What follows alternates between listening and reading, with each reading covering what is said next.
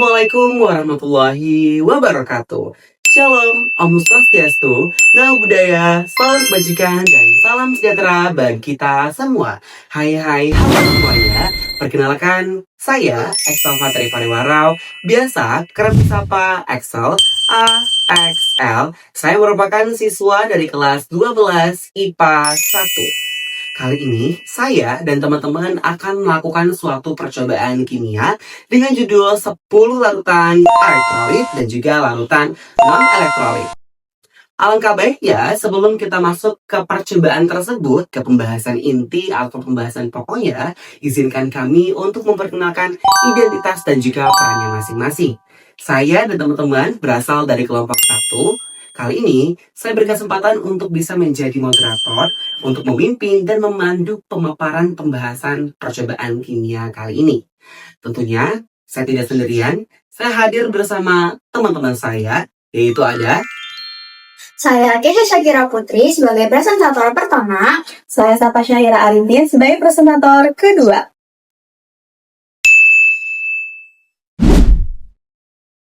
Saya Putri Febrianti sebagai presentator ketiga.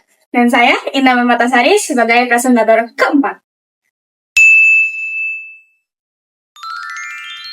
Nah, setelah sesi perkenalan telah selesai, selanjutnya kita akan masuk ke tahap pemaparan latar belakang dari percobaan kimia kali ini.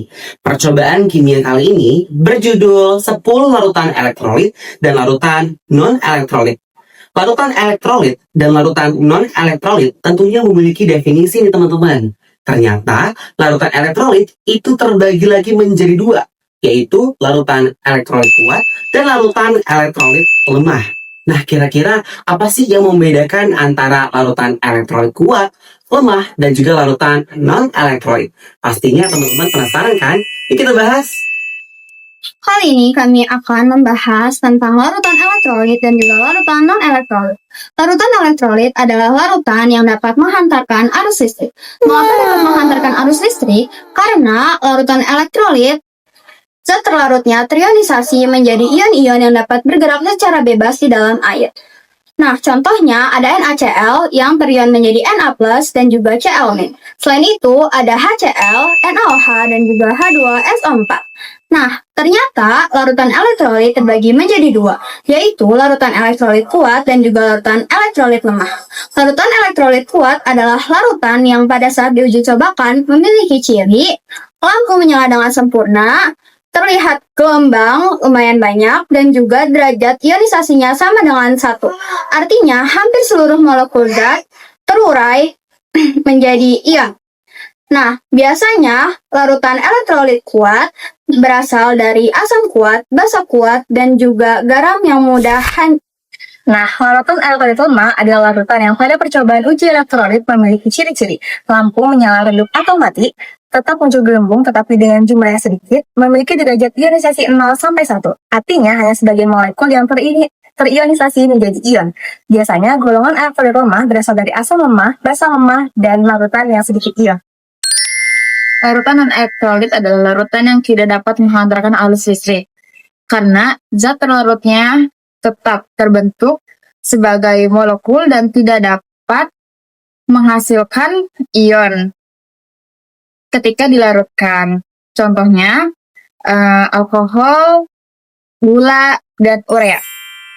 Nah, setelah pemaparan mengenai latar belakang dari percobaan kimia kali ini, selanjutnya kita masuk ke tahap percobaan larutan elektrolit dan larutan non-elektrolit. Pastinya teman-teman udah gak sabar kan kira-kira percobaannya gimana? Nah, kira-kira apa sih alat dan bahan yang dibutuhkan untuk percobaan kali ini? Yuk kita lihat! Nah, alat dan bahan yang kita butuhkan adalah sebagai berikut. Nah, kira-kira apa yang mau aku jelasin dulu? Oke, bahan dulu nih. Bahan ini terdiri dari air kelapa, dan juga ada alkohol 70%. Selanjutnya ada larutan cuka, ada larutan soda kue, ada larutan sabun atau air sabun, ada larutan gula, ada air mineral, ada larutan garam,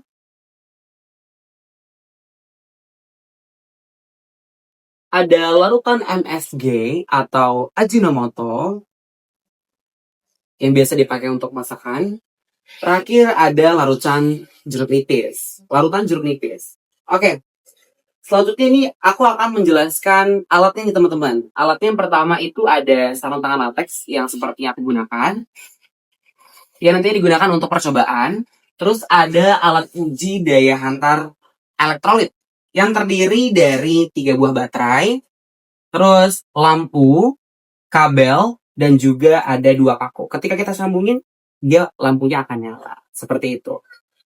Terakhir itu ada tisu. Tisu nanti digunakan untuk mengelap sesuatu yang nantinya ketika sudah dicelupkan alat uji daya hantar elektrolit ini akan dibersihkan terlebih dahulu. Yang pertama ada larutan garam, campuran air dengan garam dapur yaitu NaCl. Setelah kedua elektroda yaitu 2 paku dicelupkan ke dalam larutan dan rangkaian dihubungkan dengan sumber listrik, kemudian lampu menyala terang dan ada gelembung gas di dalam elektroda. Menyatakan bahwa larutan ini adalah larutan elektrolit kuat.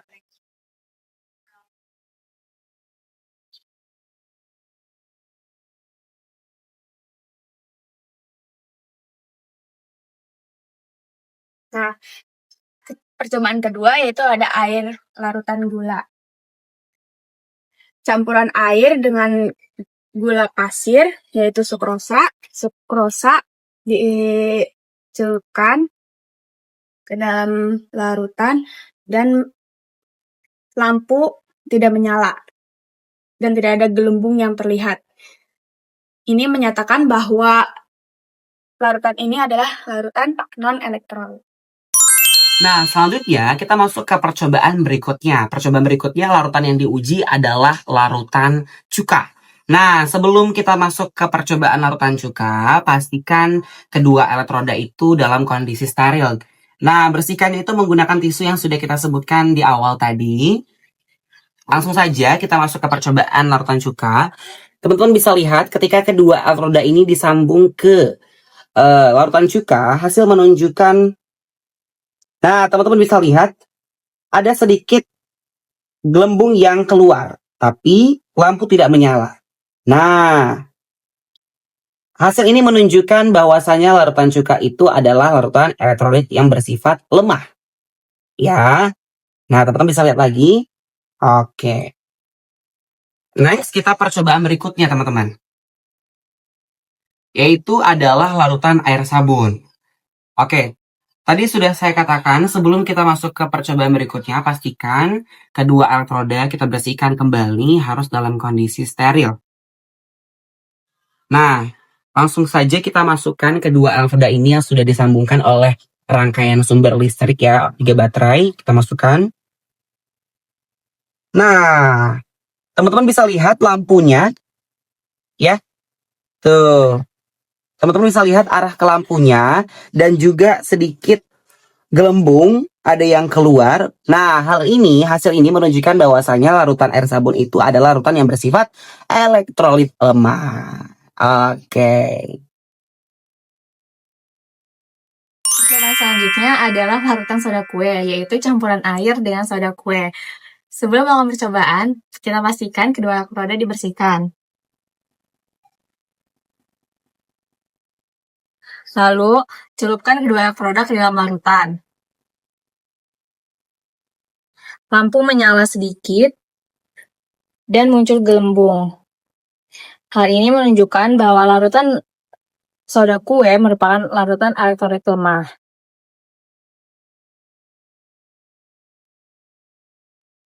Selanjutnya yaitu larutan MSG, yaitu campuran air dengan penyedap rasa yang mengandung monosodium glutamat.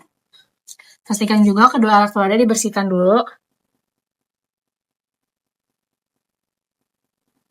Lalu celupkan kedua elektroda ke dalam larutan.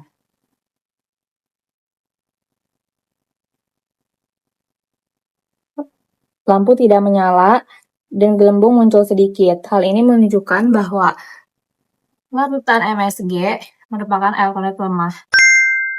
Pada percobaan selanjutnya, kami akan mencobakan kepada air kelapa. Sebelum itu, kami akan mensterilkan kedua elektroda terlebih dahulu. Setelah kedua elektroda sudah steril, aku akan mencelupkan ke dalam larutan air kelapa. Nah, di sini bisa dilihat lampu tidak menyala, tetapi terlihat buih-buih kecil, gelembung-gelembung kecil di atas. Jadi di situ bisa diartikan kalau larutan air kelapa adalah larutan elektrolit lemah. Percobaan selanjutnya yaitu air mineral. Sebelum itu terlebih dahulu aku akan mensterilkan kedua elektroda lagi. Nah, setelah steril, aku akan mencelupkan kedua elektroda lagi. Nah, ini bisa dilihat lampu masih mati tapi ada gelembung-gelembung kecil di atas. Nah, di situ berarti air mineral juga merupakan larutan elektrolit lemah. Jadi percobaan kali ini adalah alkohol 70%. Sebelumnya kita sterilkan terlebih dahulu. Lalu dicelupkan ke dalam alkohol. Di sini terlihat tidak ada gelembung dan lampu tidak menyala. Jadi alkohol termasuk non-elektrolit. Nah, percobaan selanjutnya itu ada larutan jeruk nipis. Campuran air dengan perasan jeruk nipis. Sebelumnya elektrodanya harus dalam keadaan steril ya, dilap dulu, dibersihin. Nah, selanjutnya kita celupin. Nah, lampunya mati tapi ada gelembung-gelembung sedikit di dalam gas elektrodanya.